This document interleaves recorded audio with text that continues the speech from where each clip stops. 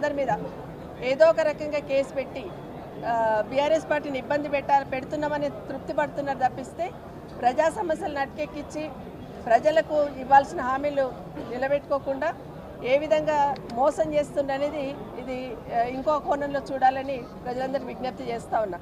నేను హరీష్ రావు గారు మాట్లాడింది ఏంటి, మొన్న మీ ప్రభుత్వంలో ఉన్న పెద్దలే మీ మంత్రులే ఒకరి మీద ఒకరు మాట్లాడుకుంటూ మీ కుంభకోణాన్ని మీరు బయటేసుకున్నారు కదా, మీరు ఒక కుంభకోణం బయటపడగానే మీరు క్యాన్సిల్ చేస్తున్నట్టు బట్టి గారు ఆర్డర్ ఇచ్చారు కదా, అట్లాగే ఇలాంటి కుంభకోణాలు ఇంకా 2-3 జరిగాయి కదా అని వివరాలు ఇచ్చారు. ఇగో 2-3 జరిగాయి, వీటన్నిటి కూడా క్యాన్సిల్ చేయండి. అదెట్లా బొగ్గు కుంభకోణానికి సంబంధించి అదెట్లా క్యాన్సిల్ చేశారు, నైని బొగ్గు గనికి సంబంధించి మిగతావి కూడా క్యాన్సిల్ చేయండి అని అడిగారు హరీష్ రావు గారు. కానీ ఈరోజు నిన్ననే అనుకున్నాం, గట్టిగా అడిగాం కాబట్టి ప్రభుత్వం దగ్గర సమాధానం లేదు, సమాధానం ఉండదు, దాన్ని తప్పించుకోవడానికి వాళ్ళ కుంభకోణాన్ని కప్పిపుచ్చుకోవడానికి ఏదో ఒక నాటకం ఆడతారనేది అనుకున్నాము. అది ఈరోజు హరీష్ రావు గారికి ఫోన్ ట్యాపింగ్ మీద ఈరోజు నోటీస్ ఇవ్వడం జరిగింది. సార్ నోటీస్ ఇచ్చున్నారు, అక్కడి వరకు వెళ్తే కనీసం మా క్యాడర్ని అలౌ చేయలేదు, కనీసం అడ్వకేట్ని కూడా లోపలికి అలౌ చేయలేదు.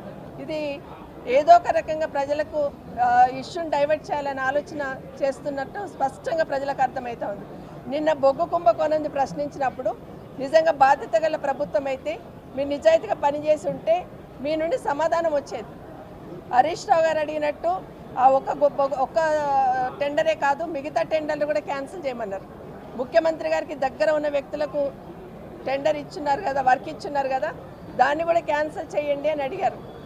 నిజంగానే ఈ కుంభకోణం జరగనట్టుంటే కేంద్రంలో ఉన్న మంత్రులను కూడా డిమాండ్ చేయడం జరిగింది, మీరు ఎంక్వైరీ చేయండి, మీరు కూడా దాన్ని బయట పెట్టండి అని. ఈరోజు ప్రభుత్వానికి ఒకటే అడుగుతూ ఉన్నాం, ఏది వచ్చినా కూడా డైవర్షన్ పాలిటిక్స్ చేస్తూ ఉంటారు. ఏ సమస్య వచ్చినా, ఏ ఎన్నికలు వచ్చినా బీఆర్ఎస్ పార్టీ మీద ఉన్న నాయకుల మీద గట్టిగా ప్రశ్నిస్తున్న హరీష్ రావు గారి మీద, కేటీఆర్ గారి మీద, చివరికి మా నాయకుడు కేసీఆర్ మీద కూడా కేసు పెట్టి ఎంక్వైరీకి పిలిచి రాక్షసానందం పొందుతున్నారు ఈ ప్రభుత్వంలో ఉన్న పెద్దలందరూ కూడా. కానీ ఈరోజు కేసీఆర్ గారిని ఆ రోజు ఎంక్వైరీకి పిలిచిన రోజు తెలంగాణ సమాజం అంతా ఎంత బాధపడ్డనేది ఒక్కసారి గుర్తు చేసుకోవాలి. తెలంగాణ సాధించడానికి 14 సంవత్సరాలు కష్టపడ్డ కేసీఆర్ గారిని, కాళేశ్వరం ప్రాజెక్టు కట్టి రైతన్నకు నీళ్ళు అందిస్తున్న కేసీఆర్ గారిని ఏ విధంగా మీరు ఎంక్వైరీకి పిలిచి బాధపెట్టి ఏ విధంగా మీరు రాక్షసానందం పొందారనేది తెలంగాణ ప్రజలందరూ గమనించున్నారు. అలాగే కేటీఆర్ గారిని ఈ కార్ రేస్ కింద ఏ విధంగా మీరు పిలిచి ఇబ్బంది పెట్టాలనే ప్రయత్నం చేస్తున్నారు అనేది కూడా ఈరోజు ప్రజలు గమనిస్తూ ఉన్నారు.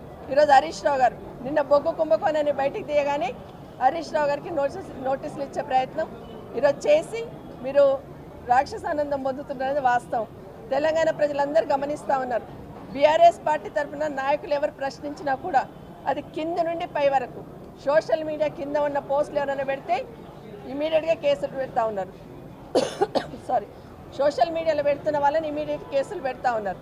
అట్లాగే పైన ప్రశ్నిస్తున్న హరీష్ రావు గారు, కేటీఆర్ లాంటి వాళ్ళు ప్రశ్నిస్తూ ఉంటే సమాధానం చెప్పలేక వాళ్ళకి రాక్షసులతో పోలుస్తూ రాక్షసానందం పొందుతున్నారు ముఖ్యమంత్రి గారు. ఇది ప్రజలు గమనిస్తూ ఉన్నారు. ఆడలేక మధ్యలో ఓడంటారు కదా, వాళ్ళు అడుగుతున్న ప్రశ్నలకు సమాధానం చెప్పలేక డైవర్షన్ పాలిటిక్స్ ఎట్లా చేస్తున్నారని స్పష్టంగా చూస్తూ ఉన్నారు. మొన్న గౌరవ పెద్దలు కేసీఆర్ గారు మన తెలంగాణకు సంబంధించిన నీటి వాటాను పక్క రాష్ట్రానికి పోతుంది కదా, మరి మీరు కోలుకోకపోతే తెలంగాణ బిడ్డలకు అన్యాయం జరుగుతుంది, తెలంగాణ సమాజానికి అన్యాయం జరుగుతుంది, పాలమూరు రంగారెడ్డి నిర్వీణమైపోతుందని ప్రశ్నిస్తే ఆ రోజు ఉలిక్కి పడ్డారు. లేదు మేము చేయట్లేదని అసెంబ్లీలో ఎన్ని మాటలు మాట్లాడినారో స్పష్టంగా అర్థమైంది. ఇప్పటికైనా పాలమూరు రంగారెడ్డికి ఏ విధంగా అన్యాయం చేస్తున్నారని ఇప్పుడిప్పుడే ప్రజలందరూ కూడా అర్థమవుతున్న సందర్భం ఇది. ఈరోజు ఒకటే రిక్వెస్ట్ చేస్తూ ఉన్నాం, విజ్ఞప్తి చేస్తున్నాము, ఈ ప్రభుత్వాన్ని డిమాండ్ చేస్తూ ఉన్నాం, నిజంగా మీరు నిజాయితీగా ఉంటే, ఎందుకంటే మీరు చేసిన అవినీతి మీరే ఒకరొకరు ఈరోజు బయట పెట్టుకున్నారు. మరి ఆ బయటపడ్డ అవినీతిని కప్పిపుచ్చుకోవడానికి ఈరోజు హరీష్ రావు గారికి ఈరోజు నోటీస్ ఇచ్చిందనేది ప్రజలకు స్పష్టంగా అర్థమవుతా ఉంది. నిజంగానే మీకు నిజాయితీ ఉంటే ఈ ప్రభుత్వానికి ఒకటే డిమాండ్ చేస్తూ ఉన్నాం, మీరు సుప్రీంకోర్టు సిట్టింగ్ జడ్జి ద్వారా ఎంక్వైరీ చేయించండి. ఈ బొగ్గు కుంభకోణంలో అవినీతి జరిగిందా లేదా, ఏ విధంగా అవినీతి జరిగిందనేది బయటకు రావాలి. తెలంగాణ ప్రజలకు స్పష్టం కావాల్సిన అవసరం ఉంది. మీరు సుప్రీంకోర్టు జడ్జి ద్వారా, సిట్టింగ్ జడ్జి ద్వారా ఎంక్వైరీ చేయించాలని ఈ ప్రభుత్వాన్ని డిమాండ్ చేస్తూ ఉన్నాం. ఇలాంటి నోటీసులు ఎన్ని వచ్చినా కూడా ఎదుర్కోవడానికి మా నాయకులు సిద్ధంగా ఉన్నారు, మా కార్యకర్తలు సిద్ధంగా ఉన్నారు. తెలంగాణ సమాజం కూడా చూస్తూ ఉంది, అవకాశం కోసం వెయిట్ చేస్తూ ఉంది. ఏ ఎన్నికలు వచ్చినా మీరు నోటీసులు ఇచ్చి డ్రామా ఆడుతున్న విషయాన్ని ఇప్పటికే తెలంగాణ ప్రజలందరూ గమనించున్నారు.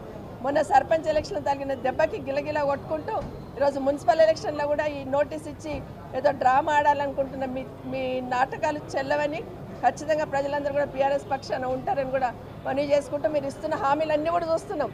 అన్నీ వదిలేసి ఈరోజు బతుకమ్మ చీరలు మొన్న గ్రామాలలో పెంచారు, ఇప్పుడు మళ్ళీ పట్టణాల్లో పంచుతున్నారు. ఇవన్నీ కూడా మీరు 6 గ్యారెంటీలు 420 హామీలు నెరవేర్చేదాకా బీఆర్ఎస్ పార్టీ తరఫున ప్రశ్నిస్తూనే ఉంటాం. ఎన్ని కేసులు పెట్టిన ఎదుర్కోవడానికి సిద్ధంగా ఉంటాం.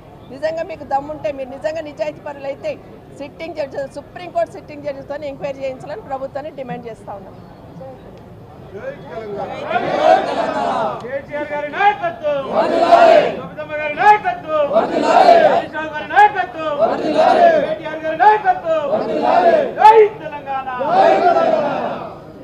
తెలంగాణ రాష్ట్రంలో ఒక అప్రకటిత ఎమర్జెన్సీ కొనసాగుతుందా అని అనిపిస్తుంది.